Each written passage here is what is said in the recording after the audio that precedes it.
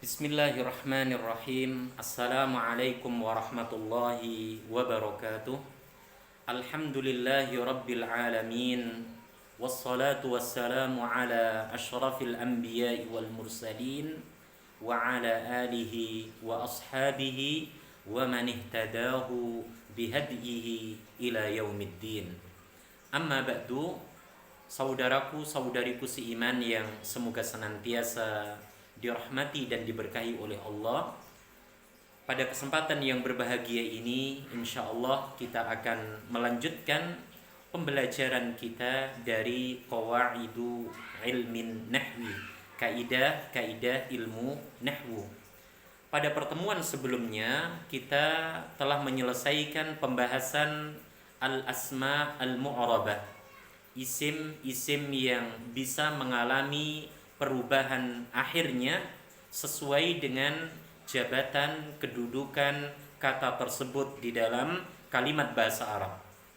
Dan pada pertemuan sebelumnya pula kita telah menyinggung masuk ke dalam pembahasan al-asma al-mabniyah, yaitu isim-isim yang mabni, isim-isim yang tetap tidak mengalami perubahan baik harokat ataupun akhir hurufnya, meskipun kedudukan isim tersebut marfu, mansub ataupun majrur.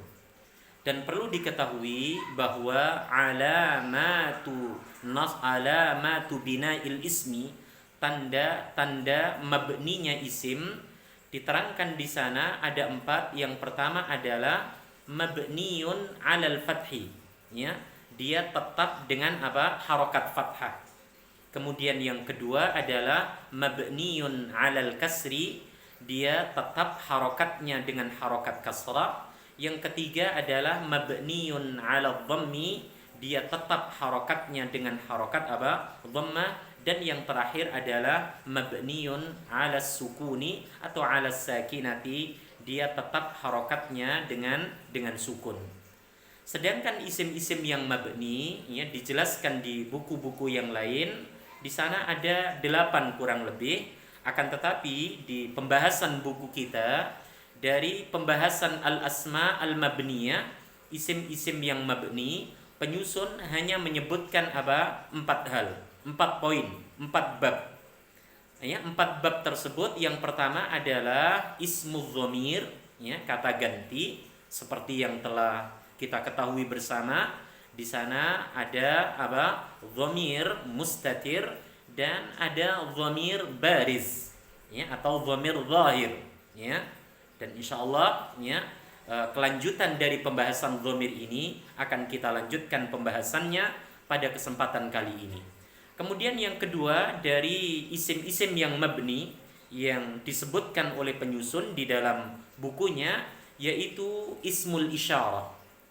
Apa itu ismul isyarah? Yaitu kata tunjuk, kata yang digunakan untuk menunjuk sesuatu, baik berbilang tunggal, dualis ataupun jamak, baik berjenis mudzakkar ataupun muannas, baik menunjukkan tempat dekat ataupun jauh, ya. Jadi ini adalah apa? Ismul isyarah. Kemudian yang ketiga, pemirsa, yaitu ismul mausul, yaitu apa? Kata yang digunakan untuk apa? Menyambungkan kata sebelumnya dengan kata apa? Sesudahnya, ya. Di sana ada yang diperuntukkan untuk jenis mudzakkar, ada pula yang diperuntukkan untuk jenis muannats, ada pula yang diperuntukkan untuk apa? Ya, bilangan tunggal, dualis, termasuk apa? Jamak. Insyaallah pembahasannya akan dibahas di kesempatan-kesempatan berikutnya. Dan yang terakhir, yang keempat dari pembahasan al-asma al-mabniyah yang disebutkan oleh penyusun di dalam bukunya, yaitu adadul murakkab, yaitu bilangan, ya, dalam bahasa Arab dari, ya, hitungan atau bilangan 11 sampai apa? 19. Maka keseluruhan dari 4 pembahasan tadi dimasukkan oleh penyusun ke dalam bab isim-isim yang mabni, isim-isim yang tetap, ya, bentuk harokat akhirnya, meskipun kedudukan isim tersebut marfu, rafa, nasab, mansub ataupun jar, majrur. Dan pada pertemuan sebelumnya, pemirsa yang semoga dirahmati dan diberkahi oleh Allah, kita telah masuk ke dalam poin yang pertama, pembahasan yang pertama dari isim-isim yang mabni. Pembahasan itu adalah ismul dhamiri, yaitu kata, benda, dan yang semisalnya yang menunjukkan arti kata ganti. Di mana dhamir, ya, seperti yang telah kita hafal bersama, ada 14, ya. Ada huwa, huma, hum, hiya, huma, hunna, anta, antuma, antum, anti, antuma, antunna, ana, nahnu. Nah, dhamir-dhamir tersebut, ya, dibagi istilahnya, dibagi penamaannya menjadi dua istilah, ya. Yang pertama adalah dhamirun mustatirun, yaitu kata ganti yang tersembunyi, kata ganti yang tersimpan. Di mana dhamir mustatir di sini, ya, dipecah lagi istilahnya menjadi dua pembahasan. Ada mustatirun jawazan dan ada mustatirun wujuban. Ada yang diperbolehkan untuk disembunyikan dan diperbolehkan pula untuk ditampakkan. Kemudian yang kedua adalah mustatirun wujuban, maknanya adalah wajib untuk apa? Disembunyikan. Tidak boleh dhamir tersebut apa? Ditampakkan ataupun digantikan dengan kata-kata yang lain. Dan kemarin pembahasannya telah kita selesaikan. Mustatir jawazan ada pada huwa dan hiya di fi'il madhi dan fi'il mudhari', sedangkan mustatir wujuban ada pada dhamir anta, ada pada dhamir ana dan nahnu. Untuk anta ada pada dhamir, ada pada fi'il mudhari' dan ada pada fi'il amr, sedangkan pada dhamir apa? Ana dan nahnu ada pada fi'il mudhari' saja. Ini pembahasan yang telah kita selesaikan di pertemuan sebelumnya. Kemudian yang kedua ada dhamir bariz, ada dhamir zahir, ya. Jadi lawan dari mustatir, ya, tersimpan adalah bariz, zahir, nampak, terlihat, ya. Jadi ada dhamirun mustatirun dan ada dhamirun barizun au zahirun. Dhamir bariz, ya, di sana dibagi menjadi dua, ya, pembahasan lagi. Yang pertama adalah barizun apa? Munfasilun. Barizun apa? Munfasilun.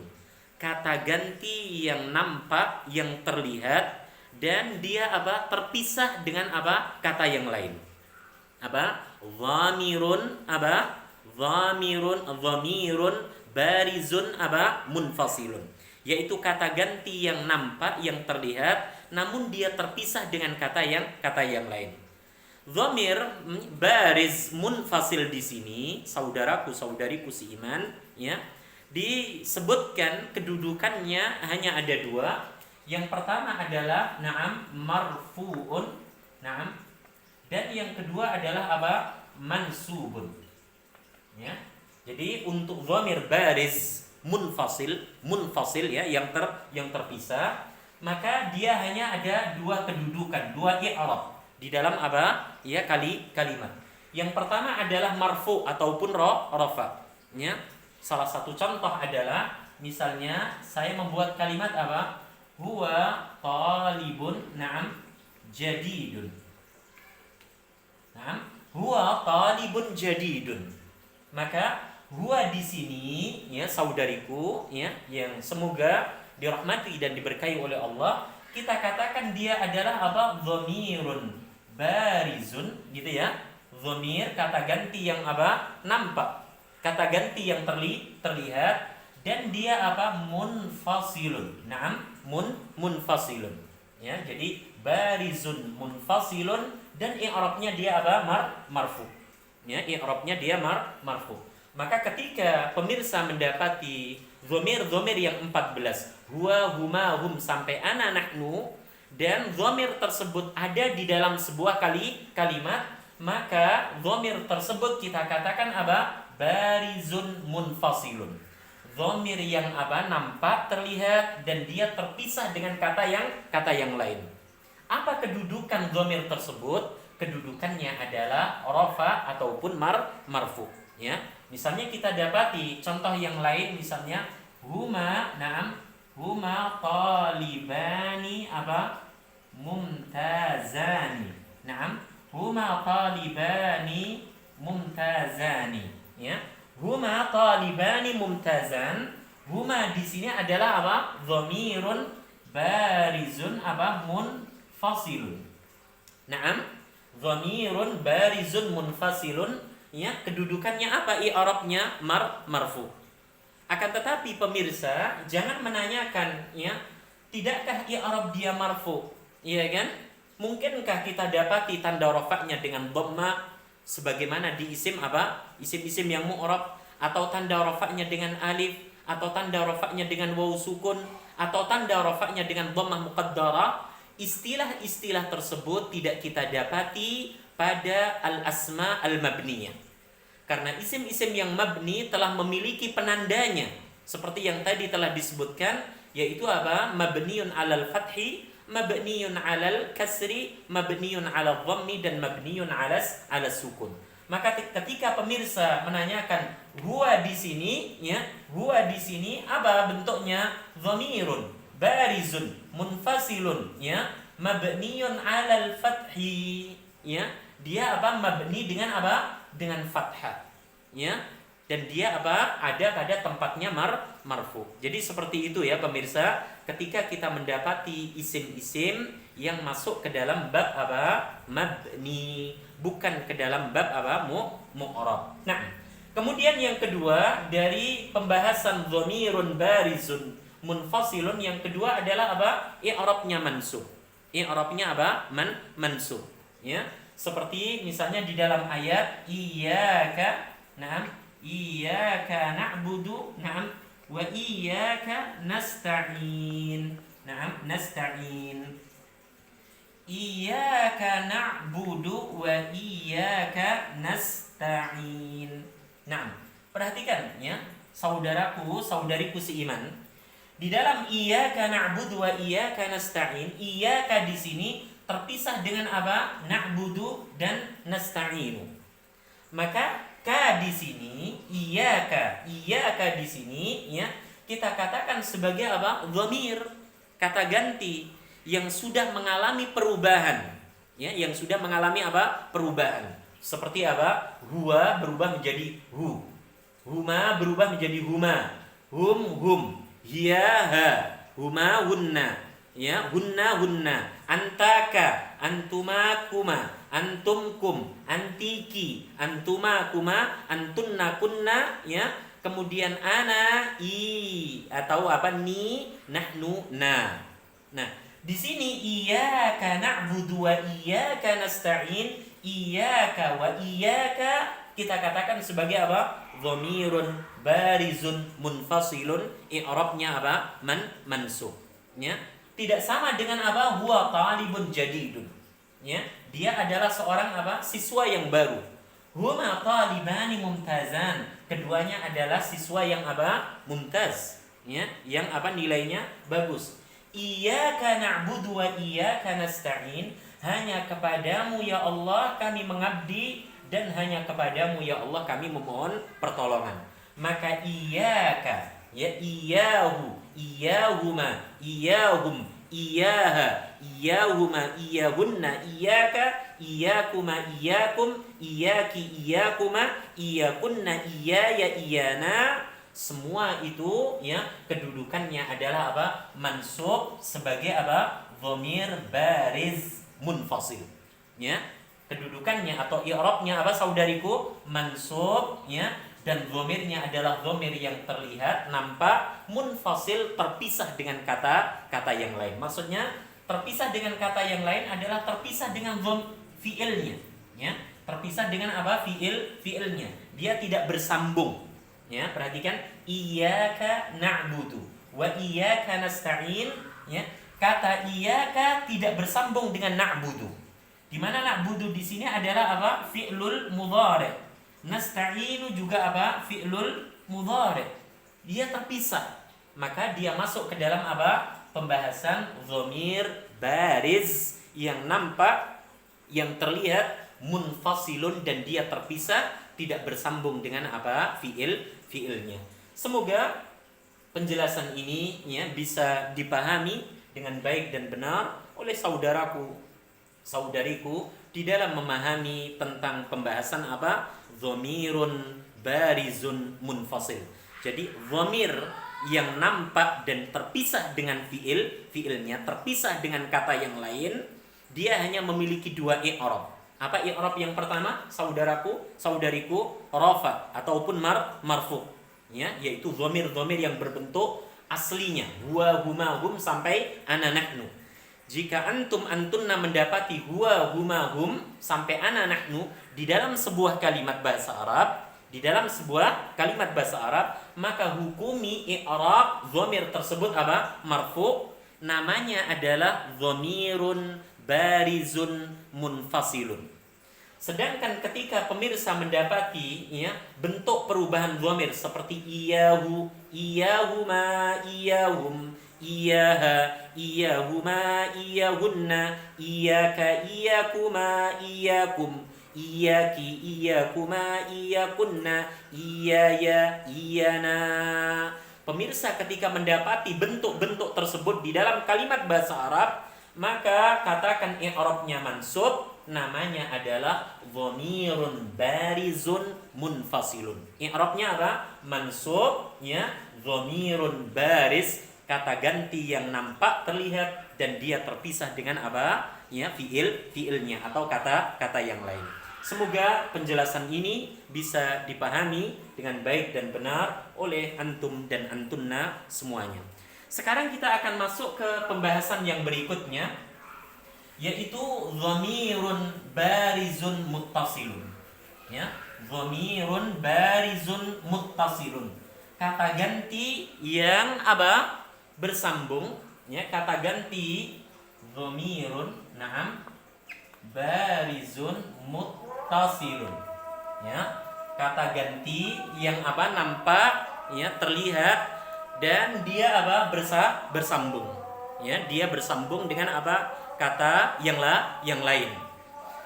Perhatikan saudariku bahwa dhamirun barizun muttasilun, kata ganti yang terlihat dan dia bersambung dengan kata yang lain di sini, ya. Dia ya terbagi i'rabnya menjadi apa? 3 pembagian.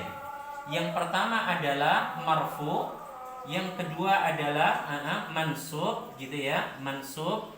Dan yang terakhir adalah apa? Majrurun. Ya. Jadi ada marfu, ada mansub, dan ada apa? Majrur. Beda dengan sebelumnya, dhamir baris munfasil. Munfasil. Dia hanya marfu dan apa? Mansub. Sedangkan untuk dhamirun barizun muttasilun, maka dia meliputi 3 i'rab isim. Ada rafa, ada nasab, dan ada apa? Ada jar.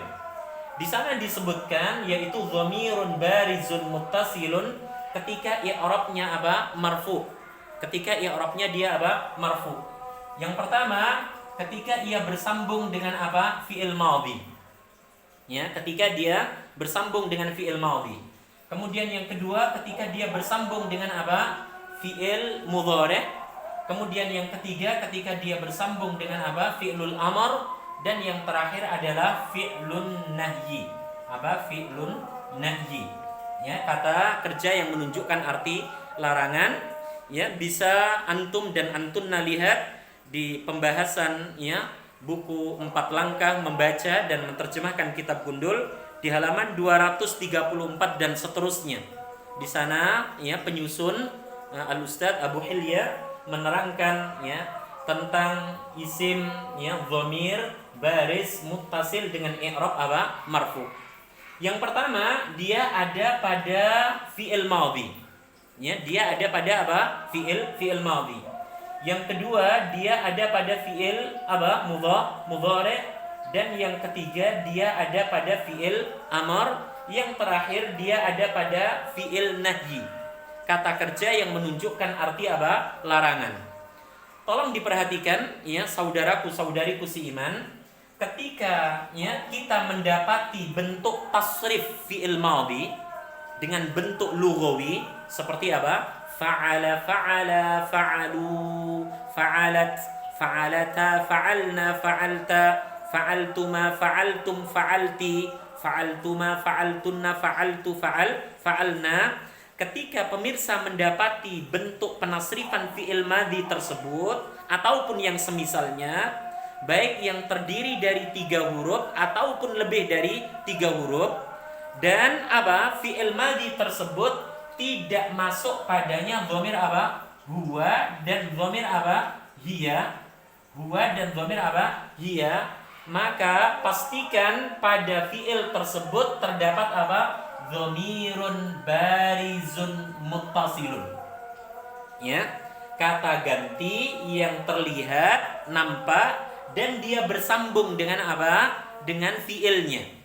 Ya, salah satu contoh misalnya ketika kita mendapati kata kataba. Perhatikan. Kataba, kemudian apa? Naam. Kataba. Naam, kemudian di sana ada katabu. Naam. Katabu. Kemudian di sana kita dapati apa? Katabat. Naam. Katabata. Katabata. Dan apa? Katabna. Naam. Katabna. Ini adalah salah satu dari contoh bentuk penasrifan apa? Fi'lul madhi dengan bentuk lughawi. Dengan bentuk apa? Vertikal. Sesuai dengan apa? Dhamir. Kataba, kataba, katabu, katabat, katabata, katabna, katabata, katabatuma, katabatum, katabati, katabatuma, katabatunna, katabatu, katabatna. Maka 14 dari bentuk penasrifan apa? Fi'il madhi, ya. Ini saya sebutkan kataba, kataba, kemudian apa? Naam. Katabata, naam. Katabtuma, naam. Katabtum, naam. Katabti, katabtuma, naam. Katabtunna, naam. Katabtunna. Dan yang terakhir adalah apa? Katabtu. Nah, katabtu. Ya, katabna. Katabna. Nah, ini adalah bentuk penasrifan dari apa? Fi'il madhi dengan bentuk penasrifan lughawi. Kataba, kataba, katabu, katabat, katabata, katabna, katabata, katabatuma, katabatum, katabati, katabatuma, katabatunna, katabatu, katabna. Maka selain daripada apa? Dhamir huwa dan dhamir apa? Hiya. Selain daripada dhamir apa?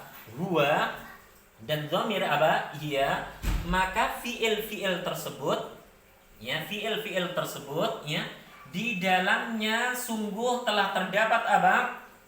Dhamirun barizun muttasilun sebagai apa? Fa'il.